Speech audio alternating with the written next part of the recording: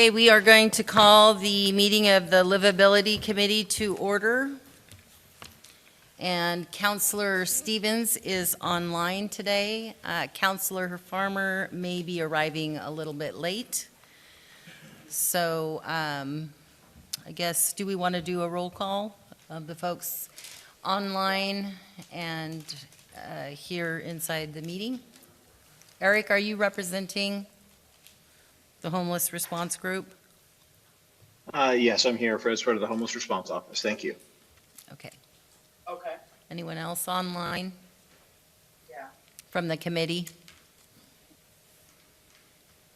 I can't read Yeah. that far. That was highlighted in most of our research, that the legacy does matter. All right, Cal, Yeah, and it was in, yeah. okay, Calvin, did you want to go ahead and introduce yourself? Calvin Strins, and I'm the chairman of Eastside Neighborhood Watch. Harv Shabodi with the Downtown Association.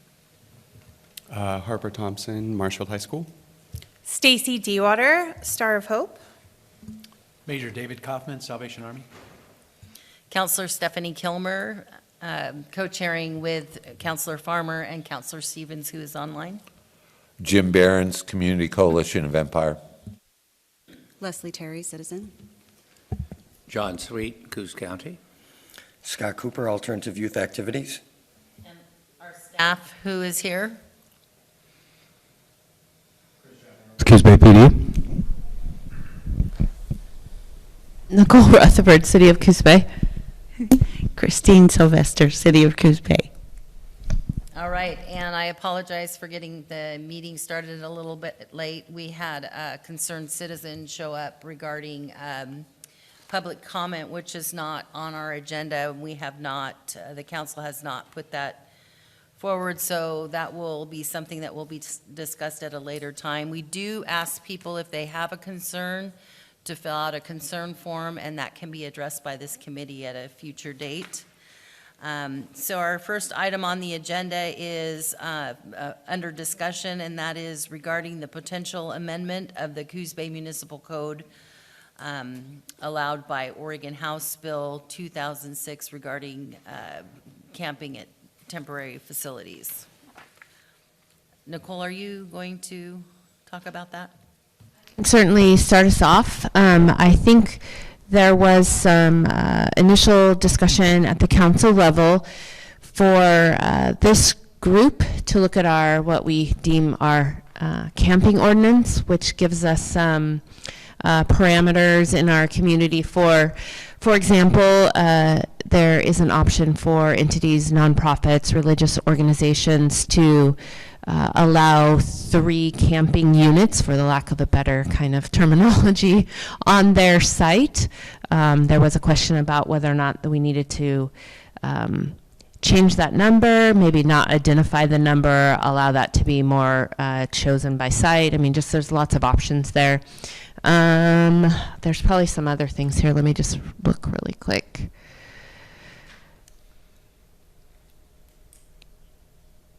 I think that was the biggest piece there. I guess maybe it opens it up for other things that are in that camping ordinance. If we were going to maybe a piece of that was designated areas, pieces like that. I don't know. Chief, did you have anything else?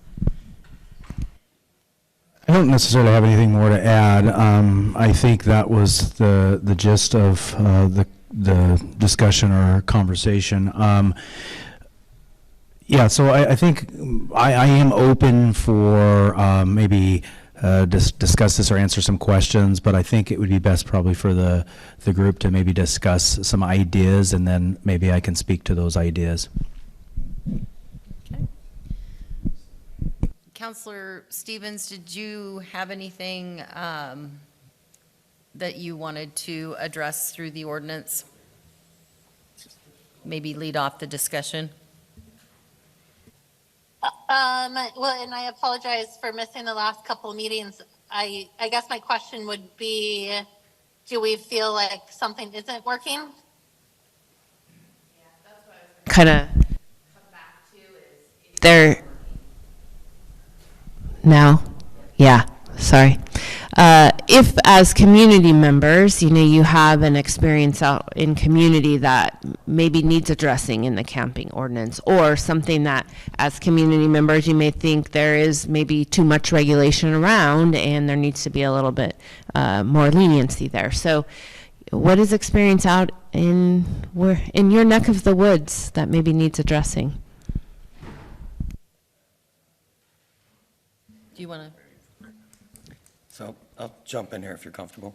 Sure. I believe the ordinance, when it was originally written, we wrote it for 4, and then we found out state only allowed 3, and now kind of opens up, because state has changed.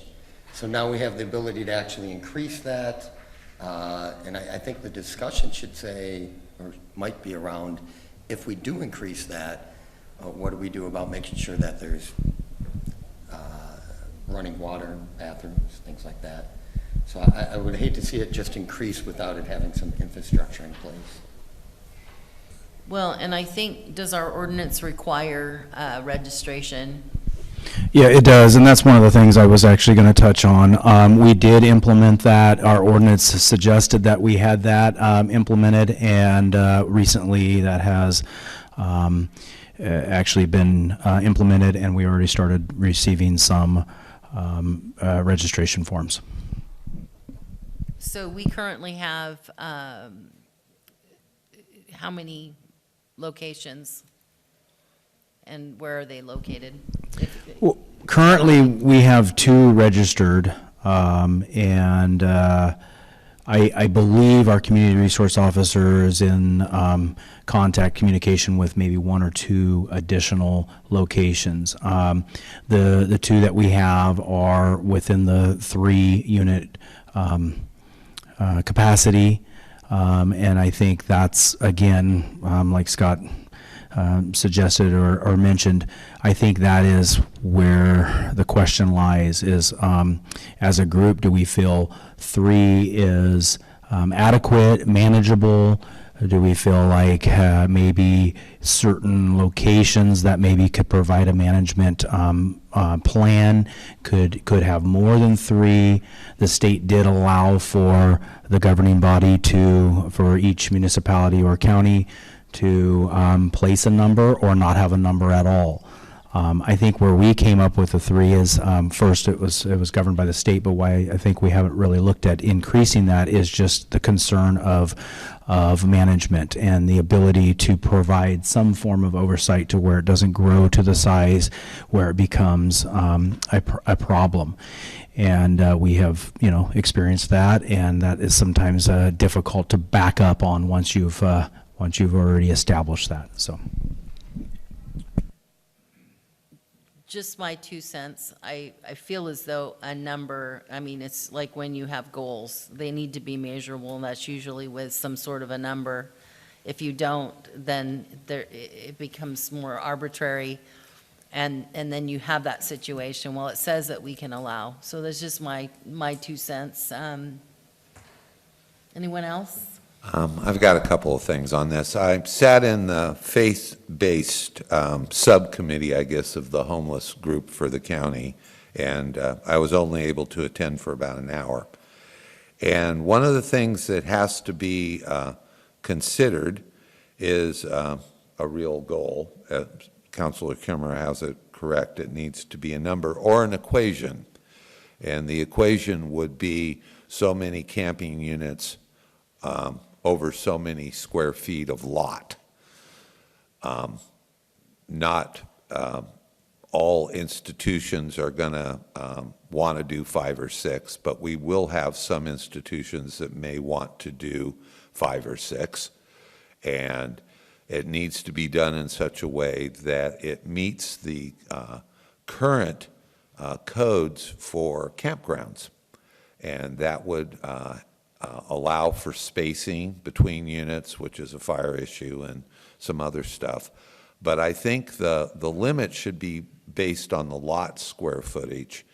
And the second part of this, which is something that they just touched on in that county working group, was specific parameters of what constitutes housing in that program.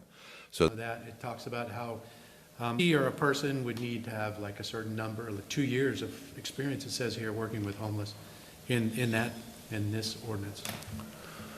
yeah, I think some of the criteria is already out there. It's just structuring it into our community's ordinance. And there are many people doing very, very good things with campers or pallet shelters. Many of them have zero impact on the surrounding neighbors. You don't even know they're there. They're screened from the street.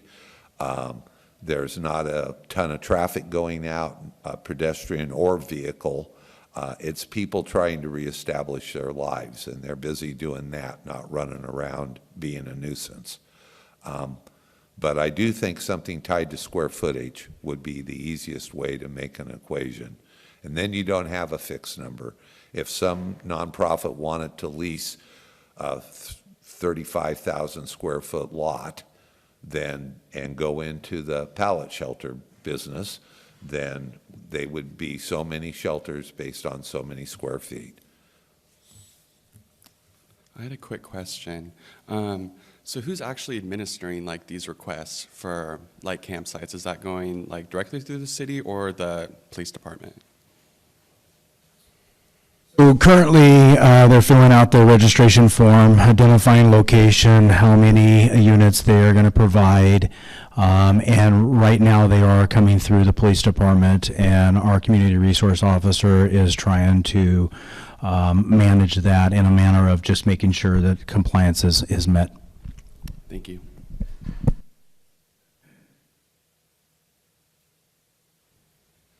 Anyone else have some thoughts? Oh, I'm sorry. I always forget to look up there. Laura, did you want to make a comment?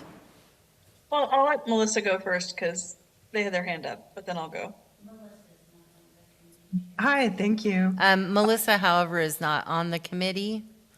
Melissa, would you make your comments in the chat, please? I don't see the chat active, but Oh, there is no chat. Okay. Would you email those to Christine? Go ahead, Laura. So a few things. I, for the most part, agree with some of what's been said. I think staying away from a number seems like the best approach in order to remain flexible. And I also am curious if we have had any feedback from the folks who are currently utilizing those spaces, which are whether they're the registered or unregistered ones, to kind of hear what they think would need to be in place to make this both like livable and compatible so that their voices are included in this. Do we have anything like that? I believe that Pastor Don from the Methodist Church gave us some information at the last meeting. He has subject matter expertise in that area. And would the committee be interested in hearing a little bit more from him regarding that? We have to stay within the time limit, so do you have any management input that you could give? And I would need for you to use a microphone so that. No. I'll keep it short. I just have a question. Camping ordinance, what is considered a camping vehicle or whatever? Are we talking about RVs? Are we talking about cars? Are we talking about tents? Are we talking about pallet homes or whatever, small houses or whatever? Because they all differ a little bit as far as camping overnight or 2 nights or maybe a week. And so it's not necessarily camping, maybe they're transitional.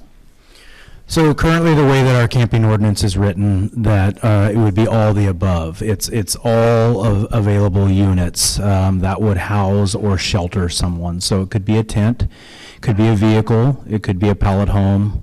All those would basically qualify for a temporary dwelling. A sleeping bag.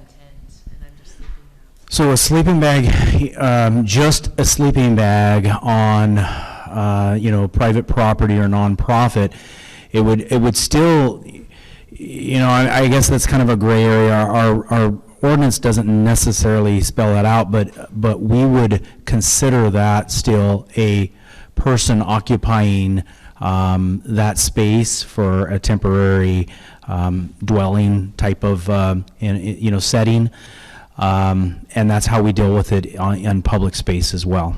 So if it's outside of our camping ordinance, after 6 a.m. in the morning, someone's in a tent, or a sleeping bag in public space, that is still considered a camping utility, and so it would be addressed in that fashion. I have another question. Well, actually, I was hoping that you could address some of the management. Okay, the management, there's two issues if you have any camping on your property. One is case management. And case management deals with dealing with the folks that are camping there one way or the other, if they want to progress, if they're overnight, if they're there for a week until they get their stuff together to go someplace, if they've got a bus ticket to go, or they have a bed at a rehab center or something. So there's temporary camping like that. And the other thing is camping to the point where they want to progress, or a caseworker would help them progress from the situation they're in to a more semi-permanent, to a more permanent, and so forth, place to live. In other words, get off the streets and get a place to live. But that's a progression as far as I've seen. So caseworkers and case management to be able to do that is important to any place that offers camping, quote unquote, places for it. The other matter is security, which was mentioned, and security is an important issue, especially for those folks who, quote, howl at the moon at night, unquote.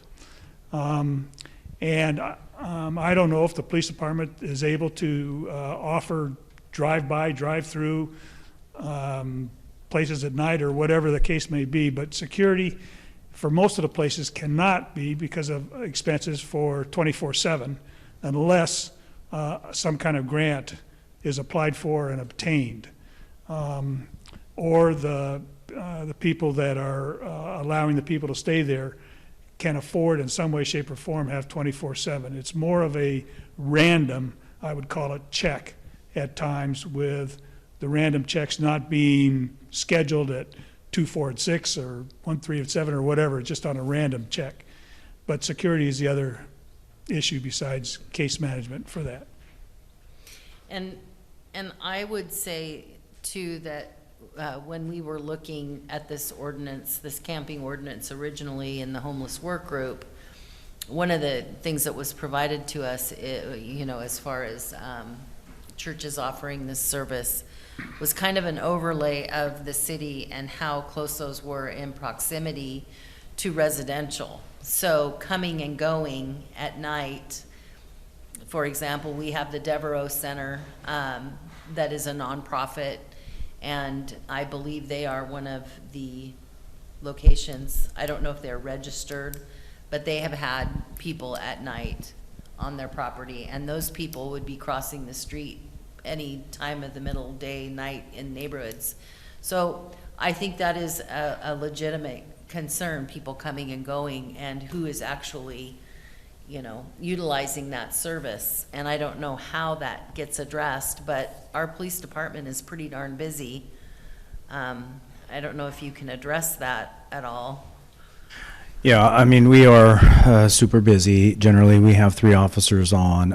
I couldn't say with any degree of certainty how often and how frequent we would be able to provide such security. I do know that we try to be out in the community and doing our random patrol checks. Part of the registration idea is to give law enforcement an idea where these locations are and potentially provide some degree of oversight or security, but not to the degree of, I could say, hey, every night you're going to get at least one check, or even once a week you're going to get a check. It's going to be random, and oftentimes it's call-driven. Yeah, I would be concerned about saying that that is even possible. I wouldn't want to tie our department, our officers to something like that, because if you're in a situation where you're having to address it in another area, it's you know, providing security is not, I mean, they provide security through policing, but that's different than doing a security watch on a property. One other thing that I would also just mention as we're considering maybe expanding the number or doing away with a number, I think we need to also look at and consider how folks are placed. And Pastor Ford alluded to that, placement. I think that's important. You know, part of the number keeps the capacity down, and oftentimes very temporary type of shelter is quickly placed and quickly maybe moved on. And part of having that number limits that amount as well, because your larger scale operations, they have a full vetting process, a placement process that everybody has to go through in order to place the right person. Where when you look at more kind of, you know, immediate type of service, that placement process doesn't often happen. And maybe Pastor Ford can talk a little bit about the placement, but that's a concern. The more you expand that number out or do away with a number, or even create a number per square foot, we would definitely want to discuss how those folks are placed into that facility. It's a good point, Chief, very good point. There's two kinds. One is placement by other outside agencies, ADAPT or Coos Health and Wellness, or somebody like that that needs a place for overnight or 2 nights until that person is placed into another home or moved somewhere. But that's a placement by an agency that does work with folks that are homeless. And the second is what I would call, for lack of a better term, drop-in. People that wander in or say that I heard that I could camp overnight here or whatever, for drop-in and not placement. And we have, at the Methodist Church, we have both cases coming to us. And most everybody that has allowed pallet homes and or camping will find that same thing, that both cases occur. For example, if we have been asked to, if we have more pallet homes or more hard shell tents, we'll call them, pallet homes available, there's a couple of agencies in town that would reserve for their particular interest for overnight or 2 nights or whatever, instead of buying a motel room. One of the things that we do and a number of other churches do is provide overnight motel rooms quite often for people that just need a temporary place, that are going to move on to Roseburg, to a place where there's care given for whatever problem they have, type of thing. So those are the two, what I call drop-ins and call placement. If the placement people are the ones that need the caseworkers, my feeling is that instead of saying the number of pallet homes, find out the number of caseworkers and how many people they are willing to work with, and have that govern the number of pallet homes total for that one caseworker. If there's a caseworker that says I can take care of 20 people at a time, then obviously 20 pallet homes may be available for that person to take care of. And the same way with security. If the security is enough to get a grant, we'll call it, for lack of a better term, to hire a security person that can individually patrol at night, especially, that kind of thing, then, and he can patrol 3 or 4 or 5 areas or whatever it is any given night, then we're talking about security. We're talking that instead of the number of pallet homes, we're talking about what the number that a person, caseworker or security, can service as a number of pallet homes as an end result. and not number of pallet homes that we have. Now we got to find caseworkers. Turn the equation around is what I'm saying. Calvin? Yes, I have one concern and one comment. My concern is allowing a sleeping bag being considered as camping. Should it be changed to where it is some type of a shelter type item? Even, you know, as you mentioned, a tent or whatever, to eliminate that. And the other thing is, should there be a maximum of temporary housing to a property? So you don't have a situation where you have 100, 200 people converging on a football field, basically. Nice piece of property where it becomes unmanageable. Okay, thank you. So we're probably going to need to move on, but where do we want to go from here? Well, I think sorry, I need to give it a moment to realize it's turned on. I think we're going to want to land with some sort of recommendation to come back to council. That would be my understanding. And so if we need to kind of stew on this a little bit, I don't think it's never a good sign if we rush through a governance process. And then there's just a couple of maybe some cleanup options we might look at. Like, for example, there's a reference to a definition for family. You know, thinking about how we might have to enforce family when someone's out in the field trying to make those determinations. That's maybe something we want to look at. And there's also a piece in the current camping ordinance that suggests that, you know, from the street, we shall not see paraphernalia, those kinds of things. And there are some locations that's just not a possibility. So, you know, do we want to have that enforcement piece? Kind of, can we enforce something like that? And if we can't, we need to contemplate whether or not that should be in the ordinance. So we might want to spend a little bit more time, maybe to review the ordinance itself and bring this back, and people can come back with some changes they might recommend, maybe at our next meeting. Is that okay with everyone in attendance to review this ordinance a little bit further, and then let's come back at the next meeting and formulate a recommendation that can go to council? All right. Question, is there a Teams group or something that where we could bounce stuff back and forth with each other in the meantime?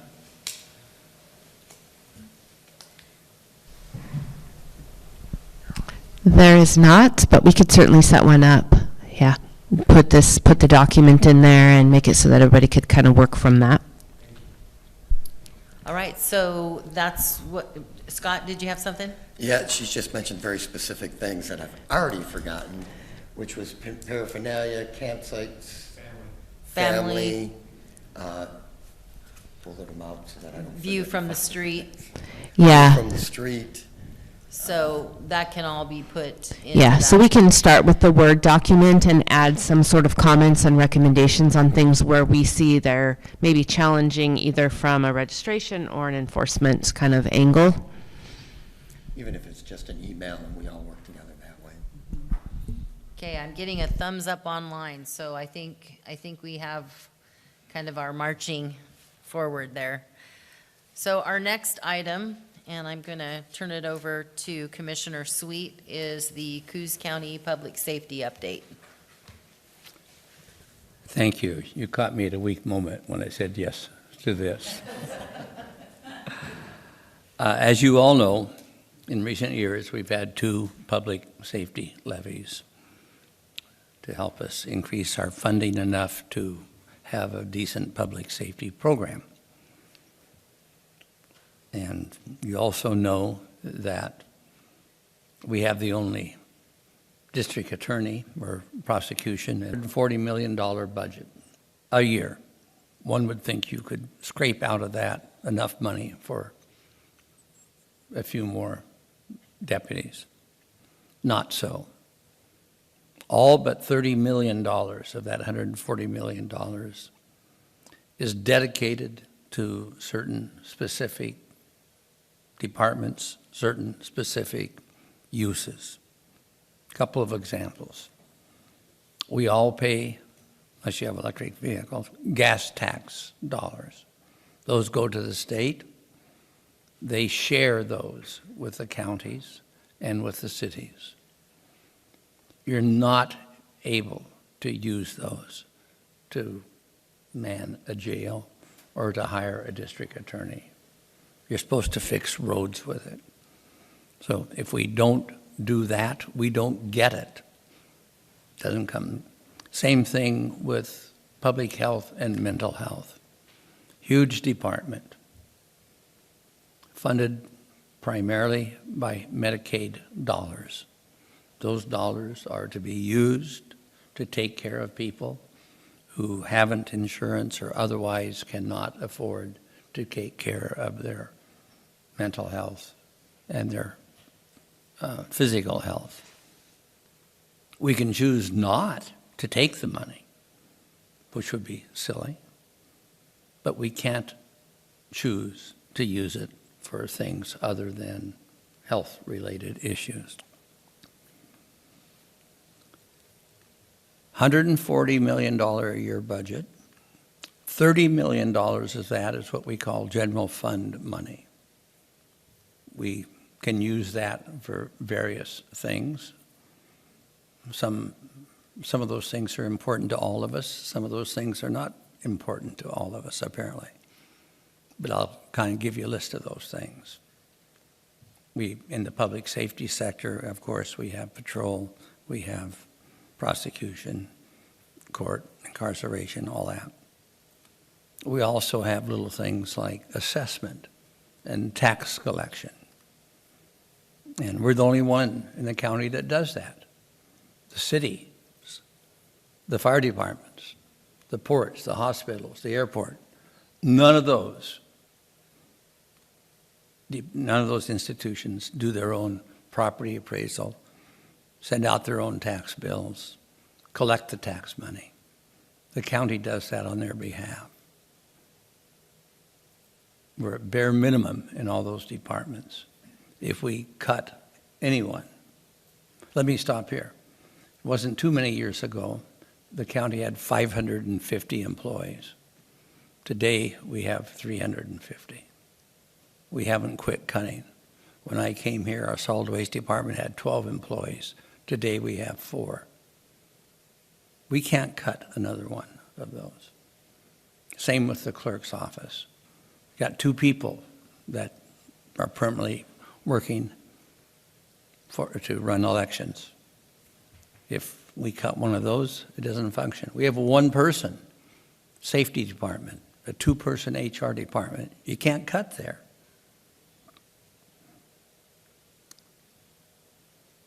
So,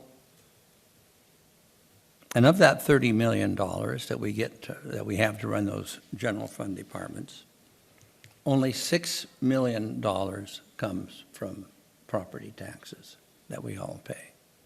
The rest we have to get elsewhere. We have a county forest. We get some funds still from the federal forest, not a lot, but some. We get grants. But of that $30 million, only $6 million is paid for by your property taxes.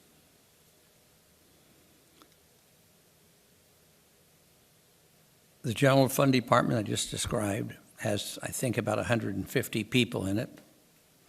90 of those 150 work either for the sheriff or for the district attorney. We can't cut our general fund department expenses and personnel without dipping into that 60% of the functions and the people that make up that unit. So here we are. Our tax rate, I'm talking about the tax rate that specifically goes to run the county. Next year will be $1.08 per $1,000 of assessed value. When I came to work here, it was $1.58. Today it's $1.20. We've reduced it to, so there are no bonds being paid off, there's no special elections being paid off, it's just bare bones, $1.08. The average county tax rate in the state is $3.52 per $1,000 of assessed property value. Our rate next year will be less than a third of that at $1.08. We have, yes. Why does that go backwards every year? Well, why it goes down every year is that at one time we had bond levies. The county years ago installed a gas pipeline. The gas companies didn't find that commercially viable to do it, so government stepped in and did it, and now it's important. Roseburg Forest Products, just spending $50 million. If they can't get gas, they don't run. Southport, handicapped. GMA Garnett, they dry their product with that gas. A lot of restaurants, a lot of homes use the gas.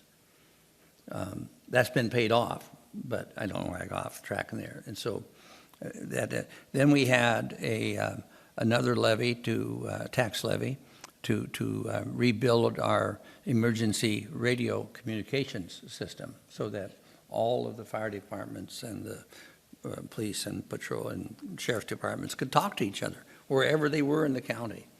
That will be paid off next year. And with that final payment, we'll be back to nothing but our base rate. So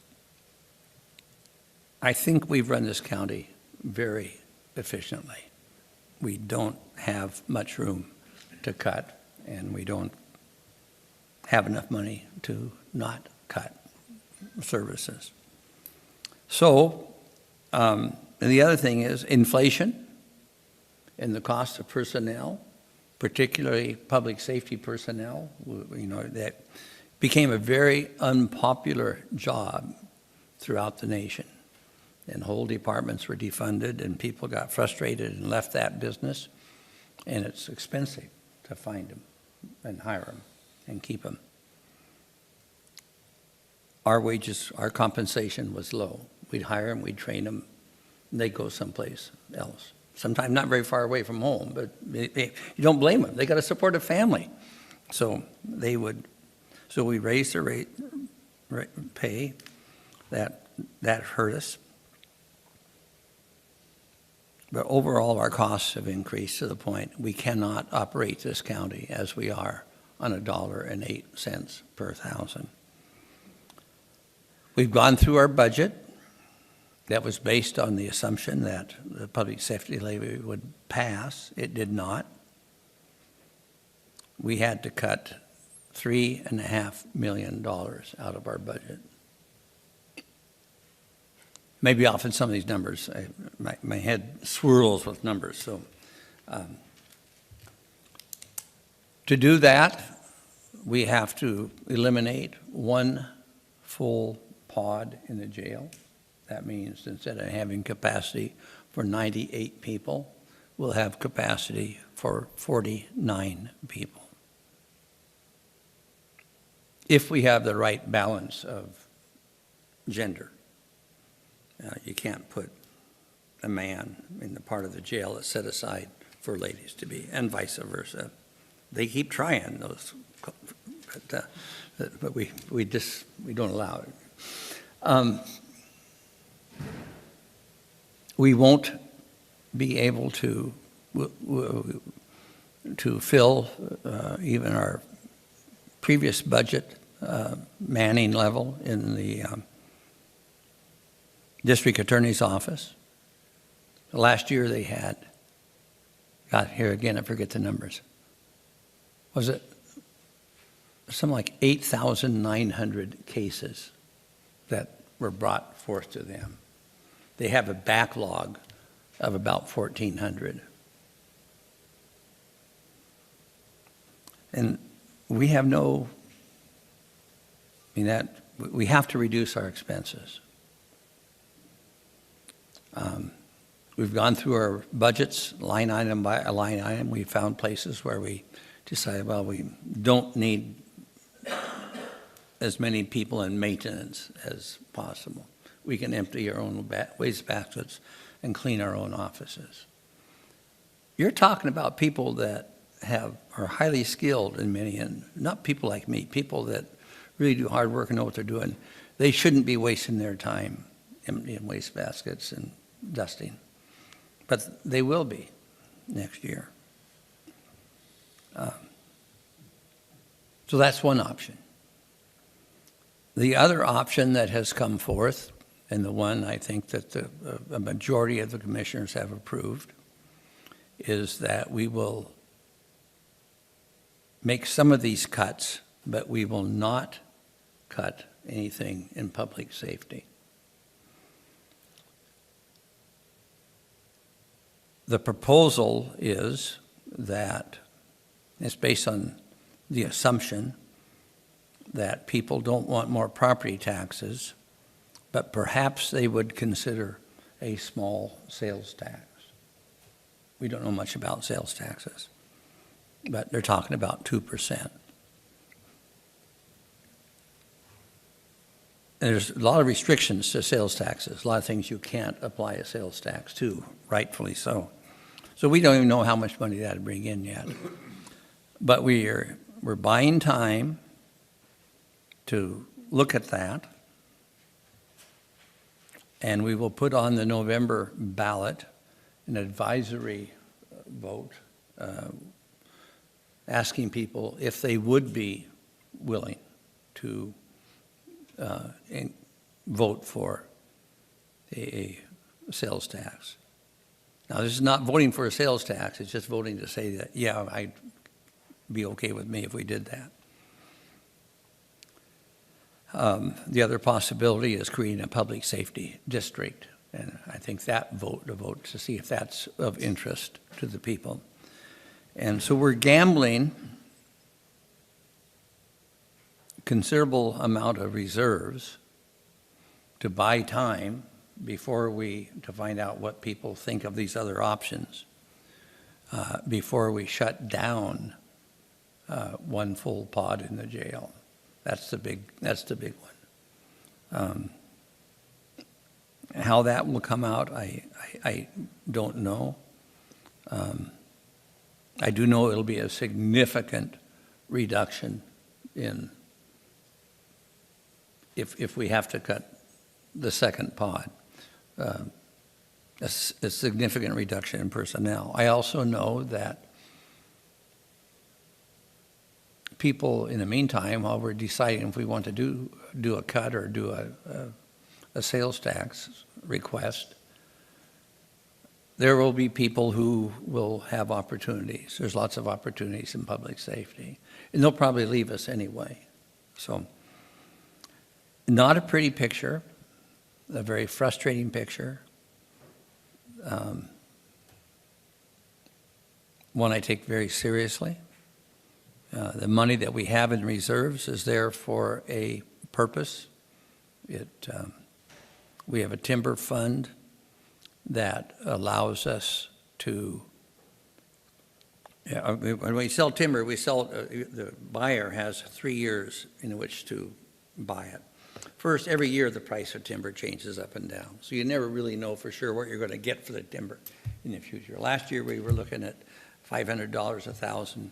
We got a bid the other day for $298 a thousand.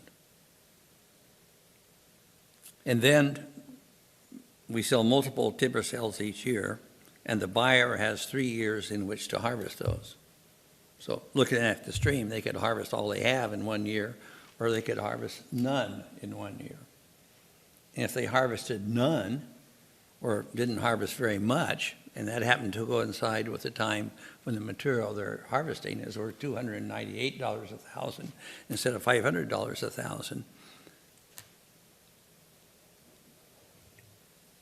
it would be a huge impact upon the budget for that year.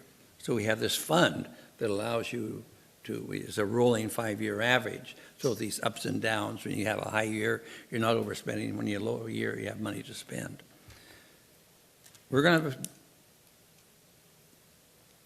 restrict the amount of money that that fund will be able to offer us in the down years. And it looks to me, looking at housing, we got a couple of those coming up. So our options are not good. It's hard to lay off people. That's one option.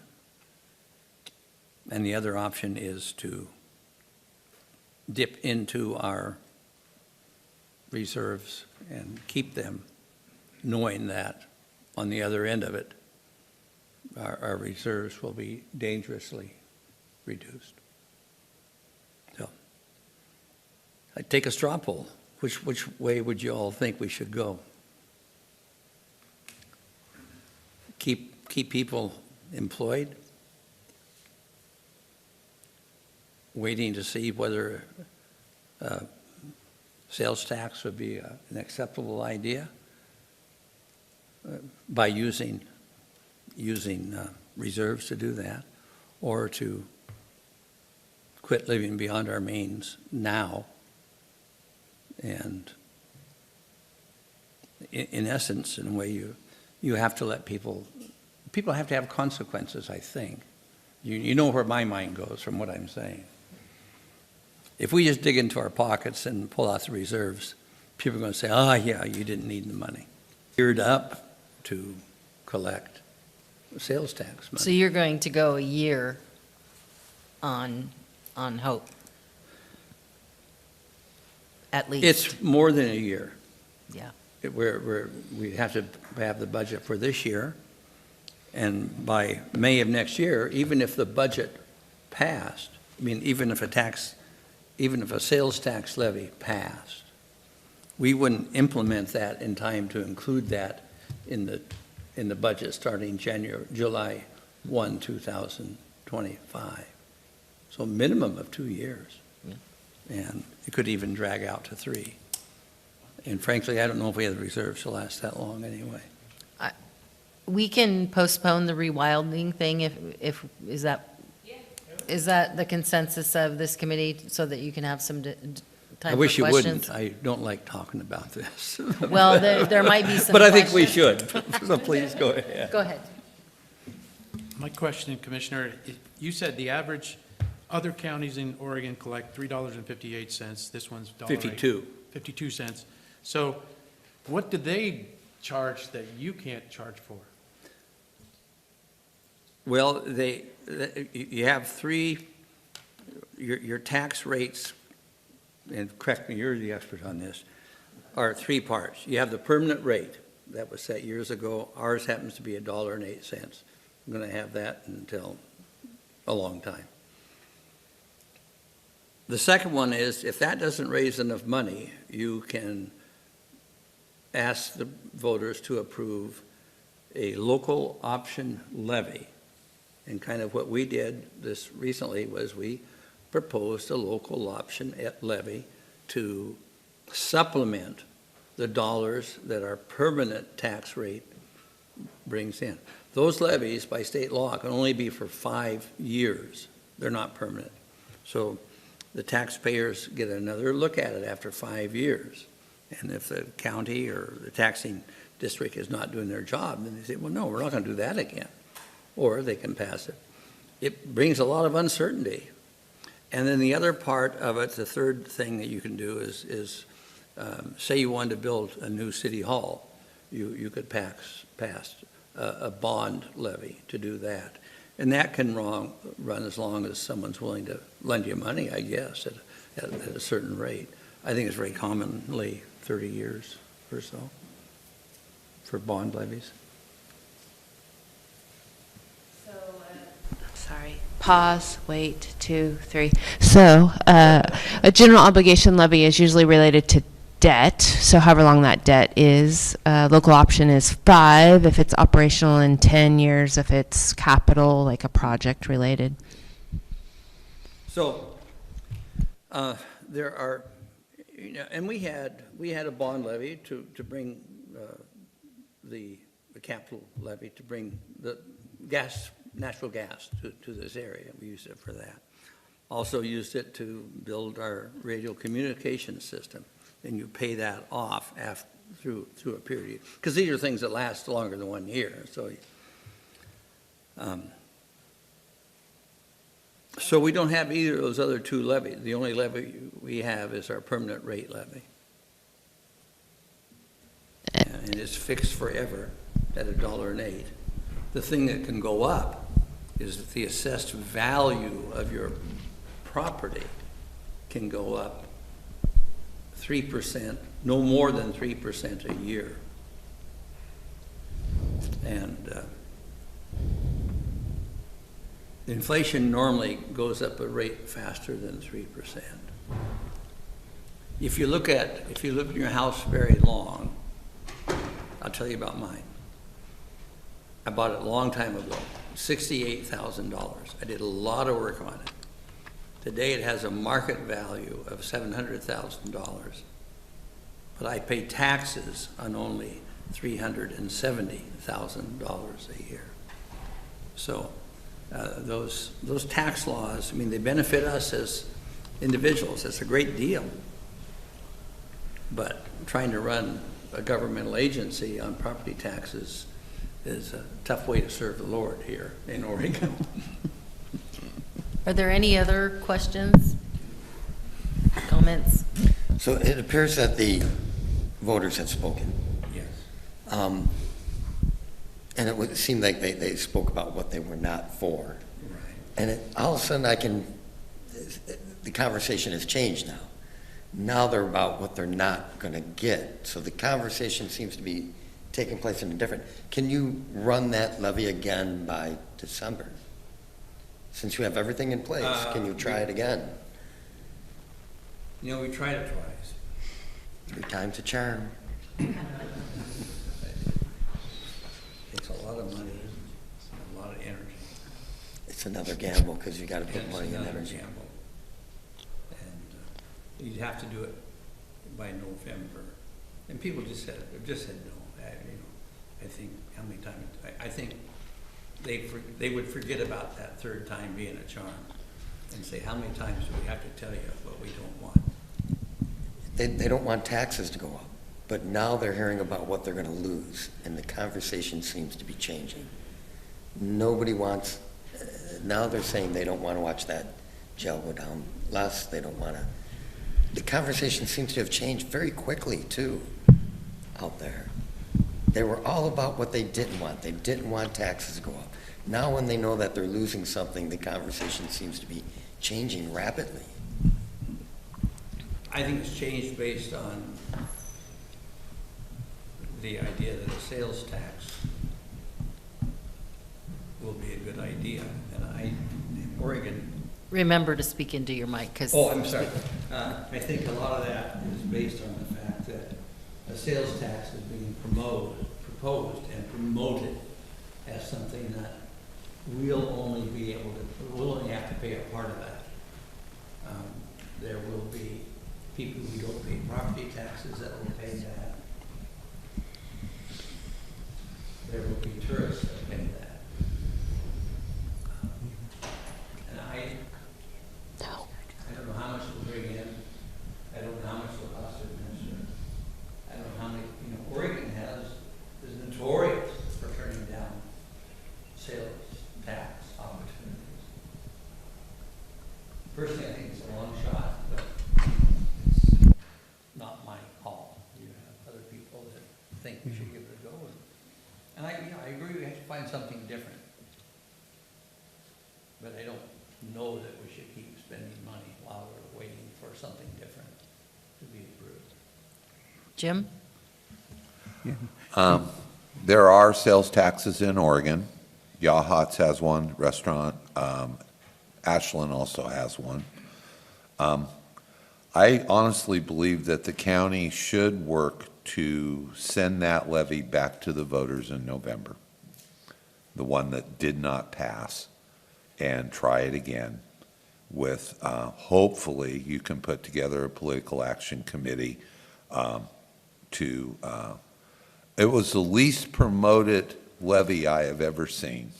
The one before it was less. Yeah, the one asking. But I have a second question, which is also part of county funding. I am hearing that one of the things with the pipeline that is now going to be paid off is it now needs a lot of maintenance. It has been paid off. Okay. You're right, it does need a lot of maintenance. Why was the lease agreement to use that pipeline not have a maintenance clause in it that would have built maintenance reserves for that over the time that it's been operating? That was about 100 years ago, and despite my age, I wasn't here when that happened. Okay. I don't think you have a snowball's chance of passing a sales tax on a county level. I do think that you would have a chance of passing a jail levy. Well, that's what this last one was. It was a jail specifically to fund the jail and additional help in the district attorney's office. Well, since I'm offering my 2 cents, Please do. and I've done it a couple of times today, but people were commenting that you were just going to shift money out of things that were funding those departments to others, which could be addressed in another campaign. It was addressed. Oh, I know. Was used, and it was highly talked about. It Yeah. was to be used only for. Well, no, the they were saying that then you would have this money coming in from the levy and money that was there in the budget that was being used from the general fund would be shifted out of there. So you weren't using levy money. You were taking money away that was coming in for use. I understand it. I understand that Yeah. right, because we said Yeah. in our, what do you call it, the write-up of the tax levy that, yes, this will be used, some of the, Yeah, my observation actually. shifted things around a little Yeah. bit. My observation, though, in terms of going back for the levy, is I've seen this happen too often in Oregon, where that second levy comes and the public's response is, we just told you no, and you're coming back again. I've seen They've it done that twice.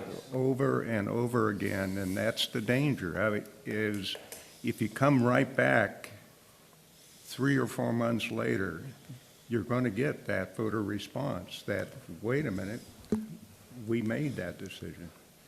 I was always a little more responsive to my parents' punishment after I sat in my bedroom for quite a while thinking about it than I did immediately after being spanked. Yeah.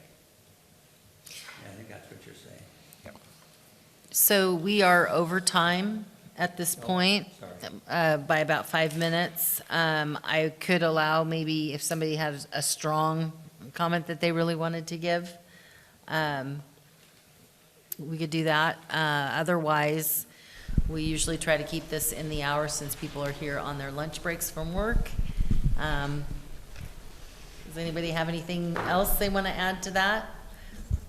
I have just one thing, and I want to say that my suggestion is that you continue with the newsletters, continue to invite the public to know who our commissioners are and what you guys are working on, and have the transparency, because that's where I feel like the deficiency is, and that's where I think people's concern is that they don't feel that there's transparency and they don't understand the way that things work.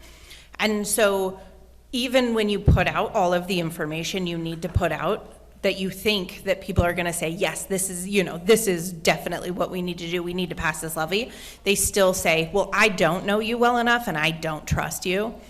That's not my opinion. I'm just saying that's what I understand. And so continue in doing those things, putting out your newsletter and getting as many people involved in reading those newsletters, and continue to, encourage people. I've seen a lot more of your meetings being shared and a lot of that. And so all of that is going to go a long ways in people supporting the county. That's where I feel like we struggle here, is not having support of our county. Thank you. Yeah. And I have to leave. Okay. Thanks so much. Well, I appreciate everyone. the rewilding project we can bring back. This was just to give you an update. It is a parks project, and there has been a lot of support and concern for what's happening in our parks. It's part of livability, so we wanted to make sure that this committee received that information, just so if people ask about it and what's happening and how we're addressing some of the negative things that may happen in a park setting, you can talk about a very positive thing that's happening. So we'll bring it back. But we had a couple of important topics today. So in wrapping up the meeting, we'll get something out that we can all respond to regarding the camping ordinance, and then we'll come back, see if we can't put a recommendation together and get that to the council. And I appreciate everyone's attendance today. And with that, I will adjourn the meeting.